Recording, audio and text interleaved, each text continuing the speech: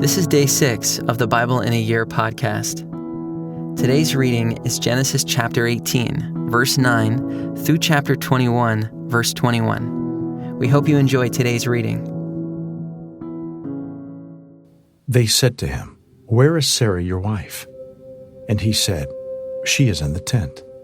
The Lord said, "I will surely return to you about this time next year, and Sarah your wife shall have a son." And Sarah was listening at the tent door behind him. Now Abraham and Sarah were old, advanced in years. The way of women had ceased to be with Sarah. So Sarah laughed to herself, saying, "After I am worn out, and my Lord is old, shall I have pleasure?" The Lord said to Abraham, "Why did Sarah laugh and say, 'Shall I indeed bear a child, now that I am old?' Is anything too hard for the Lord? At the appointed time, I will return to you, about this time next year, and Sarah shall have a son." But Sarah denied it, saying, "I did not laugh," for she was afraid. He said, "No, but you did laugh."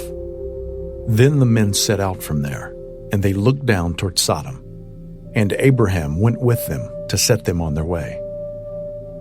The Lord said, "Shall I hide from Abraham what I am about to do? Seeing that Abraham shall surely become a great and mighty nation, and all the nations of the earth shall be blessed in him. For I have chosen him, that he may command his children and his household after him, to keep the way of the Lord, by doing righteousness and justice, so that the Lord may bring to Abraham what he has promised him." Then the Lord said, "Because the outcry against Sodom and Gomorrah is great, and their sin is very grave, I will go down to see whether they have done altogether according to the outcry that has come to me, and if not, I will know." So the men turned from there and went toward Sodom, but Abraham still stood before the Lord. Then Abraham drew near and said, "Will you indeed sweep away the righteous with the wicked? Suppose there are 50 righteous within the city. Will you then sweep away the place and not spare it for the 50 righteous who are in it? Far be it from you to do such a thing, to put the righteous to death with the wicked, so that the righteous fare as the wicked. Far be that from you. Shall not the judge of all the earth do what is just?" And the Lord said, "If I find at Sodom 50 righteous in the city, I will spare the whole place for their sake." Abraham answered and said, "Behold, I have undertaken to speak to the Lord. I who am but dust and ashes. Suppose 5 of the 50 righteous are lacking. Will you destroy the whole city for lack of 5? And he said, "I will not destroy it if I find 45 there." Again he spoke to him and said, "Suppose 40 are found there." He answered, "For the sake of 40, I will not do it." Then he said, "Oh, let not the Lord be angry, and I will speak. Suppose 30 are found there." He answered, "I will not do it if I find 30 there." He said, "Behold, I have undertaken to speak to the Lord. Suppose 20 are found there." He answered, "For the sake of 20, I will not destroy it." Then he said, "Oh, let not the Lord be angry, and I will speak again but this once. Suppose 10 are found there." He answered, "For the sake of 10, I will not destroy it." And the Lord went his way when he had finished speaking to Abraham, and Abraham returned to his place. The 2 angels came to Sodom in the evening, and Lot was sitting in the gate of Sodom. When Lot saw them, he rose to meet them and bowed himself with his face to the earth and said, "My lords, please turn aside to your servant's house and spend the night and wash your feet. Then you may rise up early and go on your way." They said, "No, we will spend the night in the town square." But he pressed them strongly. So they turned aside to him and entered his house. And he made them a feast and baked unleavened bread, and they ate. But before they lay down, the men of the city, the men of Sodom, both young and old, all the people to the last man surrounded the house, and they called to Lot, "Where are the men who came to you tonight? Bring them out to us, that we may know them." Lot went out to the men at the entrance, shut the door after him, and said, "I beg you, my brothers, do not act so wickedly. Behold, I have 2 daughters who have not known any man. Let me bring them out to you, and do to them as you please. Only do nothing to these men, for they have come under the shelter of my roof." But they said, "Stand back." And they said, "This fellow came to sojourn, and he has become the judge. Now we will deal worse with you than with them." Then they pressed hard against the man Lot, and drew near to break the door down. But the men reached out their hands and brought Lot into the house with them, and shut the door. And they struck with blindness the men who were at the entrance of the house, both small and great, so that they wore themselves out groping for the door. Then the men said to Lot, "Have you anyone else here? Sons-in-law, sons, daughters, or anyone you have in the city? Bring them out of the place, for we are about to destroy this place, because the outcry against its people has become great before the Lord, and the Lord has sent us to destroy it." So Lot went out and said to his sons-in-law, who were to marry his daughters, "Up, get out of this place, for the Lord is about to destroy the city." But he seemed to his sons-in-law to be jesting. As morning dawned, the angels urged Lot, saying, "Up, take your wife and your 2 daughters who are here, lest you be swept away in the punishment of the city." But he lingered.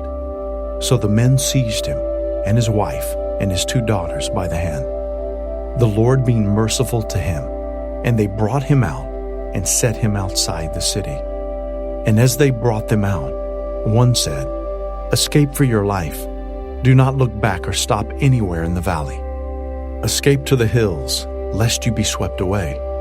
And Lot said to them, "Oh no, my lords, behold, your servant has found favor in your sight, and you have shown me great kindness in saving my life.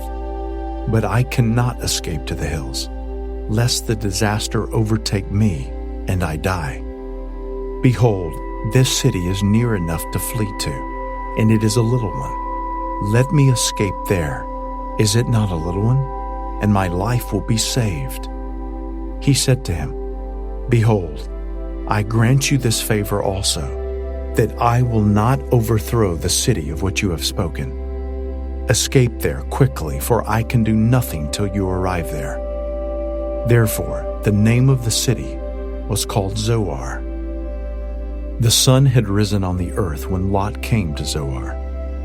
Then the Lord rained on Sodom and Gomorrah sulfur and fire from the Lord out of heaven, and he overthrew those cities, and all the valley, and all the inhabitants of the cities, and what grew on the ground.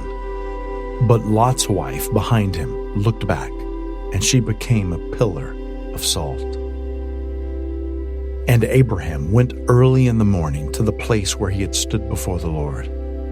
And he looked down toward Sodom and Gomorrah, and toward all the land of the valley. And he looked, and behold, the smoke of the land went up like the smoke of a furnace. So it was that, when God destroyed the cities of the valley, God remembered Abraham, and sent Lot out of the midst of the overthrow, when he overthrew the cities in which Lot had lived. Now Lot went up out of Zoar, and lived in the hills with his 2 daughters, for he was afraid to live in Zoar. So he lived in a cave with his 2 daughters. And the firstborn said to the younger, "Our father is old, and there is not a man on earth to come into us after the manner of all the earth.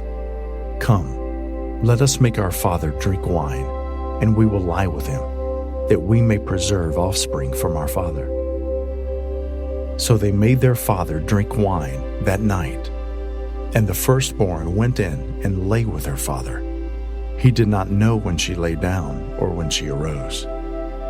The next day the firstborn said to the younger, "Behold, I lay last night with my father. Let us make him drink wine tonight also. Then you go in and lie with him, that we may preserve offspring from our father." So they made their father drink wine that night also, and the younger arose and lay with him. And he did not know when she lay down or when she arose. Thus, both the daughters of Lot became pregnant by their father. The firstborn bore a son and called his name Moab. He is the father of the Moabites to this day. The younger also bore a son and called his name Ben-Ammi. He is the father of the Ammonites to this day. From there, Abraham journeyed toward the territory of the Negeb and lived between Kadesh and Shur, and he sojourned in Gerar. And Abraham said of Sarah his wife, "She is my sister." And Abimelech, king of Gerar, sent and took Sarah. But God came to Abimelech in a dream by night and said to him, "Behold, you are a dead man because of the woman whom you have taken, for she is a man's wife." Now Abimelech had not approached her. So he said, "Lord, will you kill an innocent people? Did he not himself say to me, 'She is my sister'? And she herself said, 'He is my brother.' In the integrity of my heart and the innocence of my hands I have done this." Then God said to him in the dream, "Yes, I know that you have done this in the integrity of your heart, and it was I who kept you from sinning against me.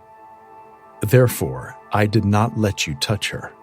Now then, return the man's wife, for he is a prophet, so that he will pray for you, and you shall live. But if you do not return her, know that you shall surely die, you and all who are yours." So Abimelech rose early in the morning and called all his servants and told them all these things. And the men were very much afraid. Then Abimelech called Abraham and said to him, "What have you done to us? And how have I sinned against you, that you have brought on me and my kingdom a great sin? You have done to me things that ought not to be done." And Abimelech said to Abraham, "What did you see that you did this thing?" Abraham said, "I did it because I thought, there is no fear of God at all in this place, and they will kill me because of my wife. Besides, she is indeed my sister, the daughter of my father, though not the daughter of my mother, and she became my wife. And when God caused me to wander from my father's house, I said to her, 'This is the kindness you must do me. At every place to which we come, say of me, he is my brother.' Then Abimelech took sheep and oxen, and male servants and female servants, and gave them to Abraham, and returned Sarah his wife to him. And Abimelech said, 'Behold, my land is before you. Dwell where it pleases you.' To Sarah he said, 'Behold, I have given your brother 1,000 pieces of silver. It is a sign of your innocence in the eyes of all who are with you, and before everyone you are vindicated.' Then Abraham prayed to God, and God healed Abimelech, and also healed his wife and female slaves, so that they bore children. For the Lord had closed all the wombs of the house of Abimelech, because of Sarah, Abraham's wife. The Lord visited Sarah as he had said, and the Lord did to Sarah as he had promised. And Sarah conceived and bore Abraham a son in his old age, at the time of which God had spoken to him. Abraham called the name of his son who was born to him, whom Sarah bore him, Isaac. And Abraham circumcised his son Isaac when he was 8 days old, as God had commanded him. Abraham was 100 years old when his son Isaac was born to him. And Sarah said, "God has made laughter for me. Everyone who hears will laugh over me." And she said, "Who would have said to Abraham that Sarah would nurse children? Yet I have borne him a son in his old age." And the child grew and was weaned, and Abraham made a great feast on the day that Isaac was weaned. But Sarah saw the son of Hagar the Egyptian, whom she had borne to Abraham, laughing. So she said to Abraham, "Cast out this slave woman with her son, for the son of the slave woman shall not be heir with my son Isaac." And the thing was very displeasing to Abraham on account of his son. But God said to Abraham, "Be not displeased because of the boy and because of your slave woman. Whatever Sarah says to you, do as she tells you, for through Isaac shall your offspring be named. And I will make a nation of the son of the slave woman also, because he is your offspring." So Abraham rose early in the morning and took bread and a skin of water and gave it to Hagar, putting it on her shoulder, along with the child, and sent her away. And she departed and wandered in the wilderness of Beersheba. When the water in the skin was gone, she put the child under one of the bushes. Then she went and sat down opposite him, a good way off, about the distance of a bowshot. For she said, "Let me not look on the death of the child." And as she sat opposite him, she lifted up her voice and wept. And God heard the voice of the boy, and the angel of God called to Hagar from heaven and said to her, "What troubles you, Hagar? Fear not, for God has heard the voice of the boy where he is. Up, lift up the boy, and hold him fast with your hand, for I will make him into a great nation." Then God opened her eyes, and she saw a well of water. And she went and filled the skin with water and gave the boy a drink. And God was with the boy, and he grew up. He lived in the wilderness and became an expert with the bow. He lived in the wilderness of Paran, and his mother took a wife for him from the land of Egypt.